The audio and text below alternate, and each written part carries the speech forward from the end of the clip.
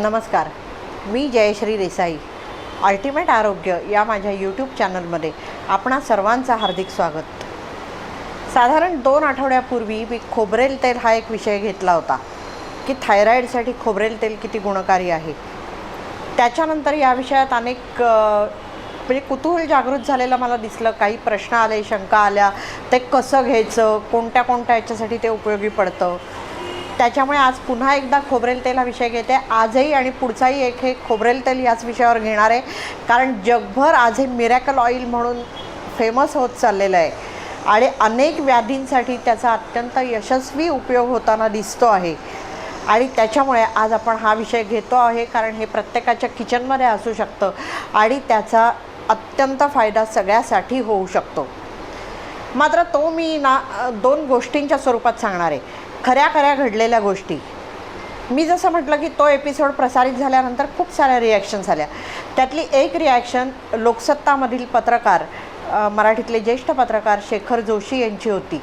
ते आमचे family friend आहेत. त्यांचे जे चुलत आजोबा होते कृष्णाजी दिनकर जोशी, त्यांनी आयुष्यभर खोबरेल तेलाच्या प्रचार आणि प्रसारासाठी उत्तरार्धात आयुष्याच्या कसं काम केलं हे त्यांनी मला सांगितलं. आणि त्यासाठी त्यांनी एक लेखही लिहिला होता. तो लेखही त्यांनी मला वाचण्यासाठी पाठवला. आणि तेही जे उदाहरण होतं ते मला असं वाटतं आपल्या सगळ्यांसाठी अतिशय प्रेरक असं उदाहरण आहे. स्वतः शेखर जोशी गेली काही वर्ष खोबरेल तेल नियमितपणे सेवन करतायत आणि त्याचा त्यांना फायदा लक्षात येतो आहे. ही खरी जिवंत घटना आहे, त्याच्यामुळे ती तुम्हाला आपल्या जवळचं उदाहरण आहे, म्हणून ती पहिल्यांदा मी तुम्हाला सांगणार आहे. हे जे जोशी आजोबा होते तर त्यांना 50शीत सांधेदुखीचा विकार सुरू झाला आणि साधारणतः 80 वय गाठेपर्यंत ते अंथरुणाला खिळले. म्हणजे जेमतेम घरातल्या घरात फिरू शकत होते, एवढीच त्यांची अवस्था होती. त्यात एकदा त्यांच्या पुतण्याला हार्ट अटॅक आला. म्हणून जे डॉक्टर घरी आले होते त्यात त्यांनी असं विचारलं की माझ्या सांधेदुखीला नाही का हो तुमच्याकडे काही उपाय. त्या डॉक्टरांनी त्यांचं वय विचारलं आणि त्यांना सांगितलं की नाही, आता तुम्ही आहेत तर आराम करत काढायचे, आयुष्यभर कष्ट केलेत, आता आराम करा म्हणून. कारण आपल्या सांध्यातलं जे वंगण असतं ते जसं जसं कमी होत जातं, वय वाढतं तसा हा असा आजार होणं अनिवार्य आहे, त्याला काही उपाय नाही. असं हे करत असताना त्यांनी असा विचार केला की जर वंगण कमी झाल्यामुळे सांधेदुखी जडत असेल आपल्याला, तर ते वंगण आपण परत दिलं शरीराला तर ती सांधेदुखी दूर होईल का. म्हणून त्यांनी रोजच्या जेवणात आपल्या 2 चमचे खोबरेल तेल प्यायला आणि भातावर पोळीवर घालून खायला सुरुवात केली. त्याच्यानंतर 3च महिन्यात त्यांना एवढा फरक जाणवला की ते जिन्यांचे चढउतारसुद्धा आरामात करायला लागले. मग त्यांनी त्याच्यावर आणखीन स्टडी केला. वाग्भटामध्ये आयुर्वेदिक त्यांना ग्रंथामध्ये त्यांना काही त्याच्याबद्दलचे तपशील सापडले आणि त्यांच्या असं लक्षात आलं की आपल्याला जरा म्हणजे वार्धक्य आणि वार्धक्याशी रिलेटेड सगळ्या ज्या व्याधी आहेत त्या दूर जर ठेवायच्या असतील तर त्याच्यासाठी कोकोनट ऑइल, खोबरेल तेलासारखा दुसरा पर्याय नाही. ते पॅराशूट कोकोनट ऑइल प्यायचे.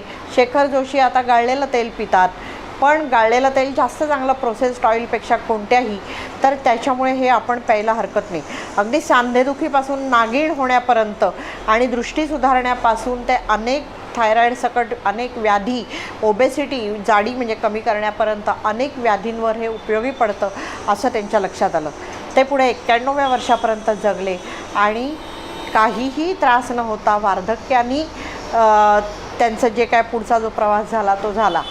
पण खोबरेल तेलाचा जो उपयोग त्यांच्या लक्षात आला त्यामुळे त्यांनी जो प्रचार आणि प्रसार केला तो आपणही लक्षात घेतला पाहिजे आणि आपणही रोज किमान 2 चमचे खोबरेल तेल.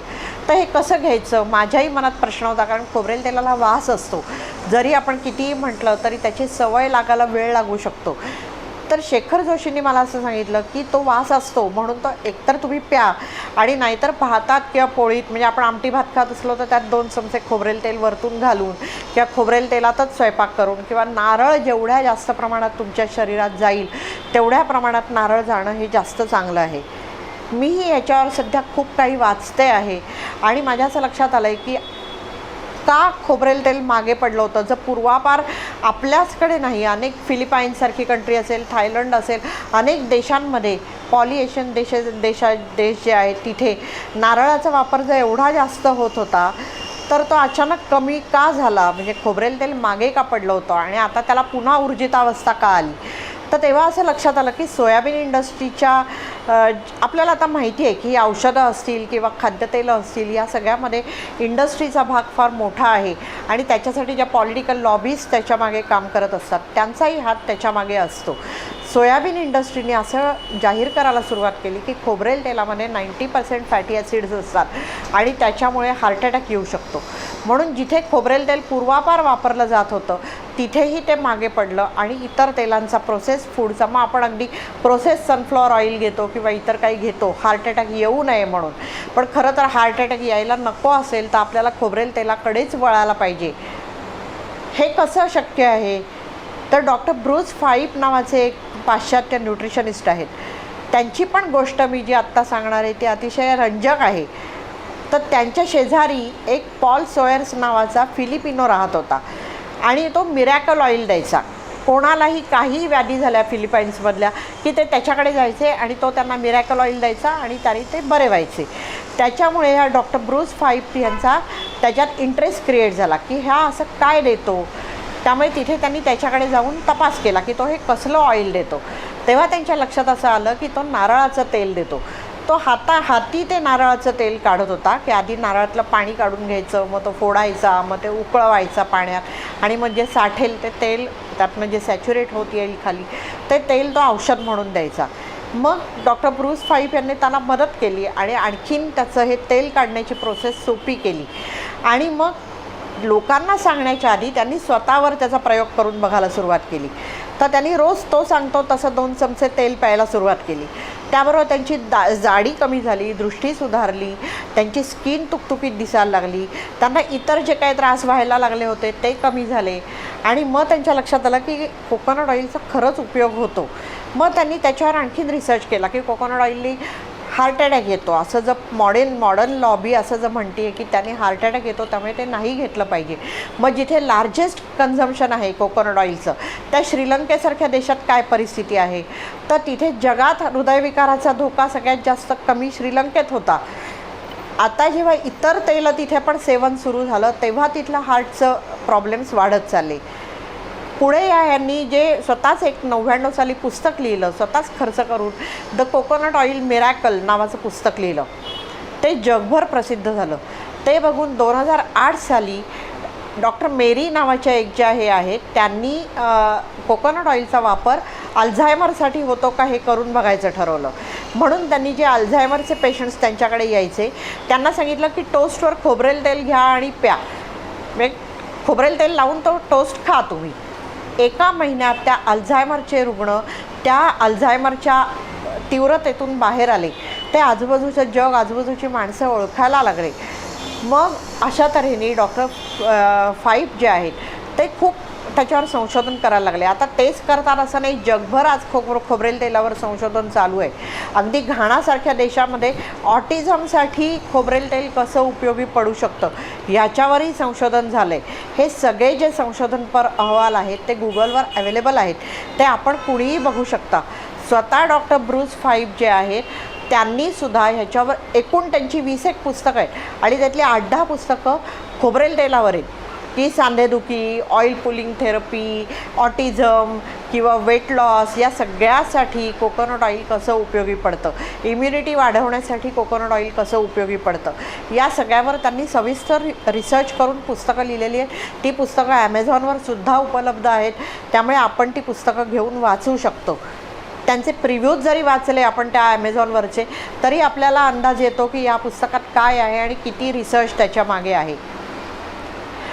आता ही जी भीती होती की खोबरेल तेल सेवन केलं तर आपल्याला हार्ट अटॅक येईल, याच्या मागे आपल्याला असं सांगितलं जात होतं की त्याच्यामध्ये 90% फॅटी ॲसिड्स आहेत आणि त्याच्यामुळे आपल्याला कोलेस्ट्रॉल वाढून आपल्याला हार्ट अटॅक येऊ शकतो. आता तपासाअंती असं सिद्ध झालं आहे की ती जी आहे ती मीडियम चेन ट्रायग्लिसराईड्स आहेत, म्हणजे ती डायरेक्टली लिव्हरपर्यंत पोचतात. ती ब्रेक करणं आपल्या शरीराला जास्त सोपं असतं, त्याच्यामुळे आपल्याला फटकन ऊर्जा मिळू शकते आणि फॅट बर्निंग खूप मोठ्या प्रमाणावर झाल्याने आपला वेट लॉस होऊ शकतो. तुम्हाला आठवत असेल तर आपल्या आजीच्या लेवलला किंवा माझी आई पण मरेपर्यंत तिचे केस काळे राहिले, ती अंगाला फक्त खोबरेल तेल लावायची, केसांना नियमितपणे खोबरेल तेल लावायची. खोबरेल तेलामध्ये मी गेल्याही एपिसोडमध्ये सांगितलं होतं 52 प्रकारचे मायक्रोब्स नष्ट करायची क्षमता खोबरेल तेलातल्या लॉरिक ॲसिडमध्ये आहे. हे लॉरिक ॲसिड फक्त आईच्या दुधामध्ये सापडतं आणि नारळाच्या तेलात सापडतं, म्हणजे नारळामध्ये सापडतं. त्याच्यामुळे जर ते हे सापडतं तर आपल्याला सहज त्याची जर संगती लावायचं म्हटलं तर पोटाचे व्याधी दूर होणार. कारण पोटात जे अनहेल्पफुल बॅक्टेरिया आपल्या शरीरात जे वाढत असतात आपल्या चुकीच्या आहारामुळे, त्यांचं ते नाश करू शकतो. एकदा आपल्या पचनसंस्थेचं स्वास्थ्य सुधारलं की शारीरिक स्वास्थ्य सुधारायला मदत होते. ही जी मीडियम चेन फॅटी ॲसिड्स त्याच्यात आहेत ती आपल्याला आपल्या शरीराला ब्रेक करणं सोपं असल्याने, कन्झ्युम करणं सोपं असल्याने, ॲब्सॉर्ब करणं सोपं असल्याने आपल्या शरीराचं अगदी पेशीच्या स्तरापर्यंतचं स्वास्थ्य सुधारतं आणि त्याच्यामुळे आपली इम्युनिटी वाढते आणि इन जनरल आपल्याला सगळ्याला फायदा होतो. आज परदेशात इतक्या मोठ्या प्रमाणावर लोक इथे वळायला लागले की एक तर ते खोबरेल तेल स्वयंपाकात तर वापरायला लागलेच आहेत. कारण जी मॉडर्न ऑइलचे सोर्सेस आपण वापरतो, ऑइल्स म्हणा किंवा बटर म्हणा किंवा मार्गारीन, ह्या सगळ्यापेक्षा हे फायदेशीर आहे हे त्यांच्या लक्षात आलं आहे. त्याच्यामुळे इव्हन त्याच्यात मायक्रोबियल म्हणजे सगळे जे बॅक्टेरिया आहेत ते नष्ट करायची त्याच्यामध्ये ताकद असल्याने अँटी डॅन्ड्रफ म्हणूनही तेल, म्हणजे पूर्वी आपल्याकडे कोकोनट तेल का लावायचे, खोबरेल तेल का लावायचे केसाला, तर एक तर ते उत्तम कंडिशनर आहे आणि दुसरं म्हणजे त्याच्यात बॅक्टेरियांचा नाश करण्याची क्षमता असल्याने ते आपल्या डोक्यात कोंडा होऊच देत नाही. म्हणजे आपल्या स्काल्पचं आरोग्य सुधारतं. आपल्याला जे पाहिलेला 50 शॅम्पू लावून जेल लावून जे साध्य होत नाही ते आपल्याला कोकोनट ऑइल लावून साध्य होतं. खोबरेल तेल साधं लावा, त्यांनी केस मऊ पण पडतात, काळे पण राहू शकतात आणि कोंड्याची समस्या आपली दूर होऊ शकते. थायरॉईडच्या बाबतीत तर मी मागे सांगितलंच आहे, वेट लॉसचं आहे. अशा सगळ्या प्रकारे ऑटिझमसाठी सुद्धा, म्हणजे ऑटिझम कसा होतो याच्याचबद्दल आत्तापर्यंत गूढ होतं, पण ऑटिझमचं प्रमाण इतकं वाढतं आहे की आता 10 लाखाच्या वर लोक जगभरात ऑटिझमचे शिकार आहेत आणि ऑटिझम उशिरा लक्षात येतो, अगदी लहान बाळ असताना नाही लक्षात येतो आणि त्याचं कारण माहिती नसल्याने फक्त औषधं घेऊन ऑटिझम मेंटेन करणं एवढंच हाती राहतं. म्हणजे ती आईबापांचीही डोकेदुखी राहते, जन्मभराची ठुसठुसणारी वेदना राहते.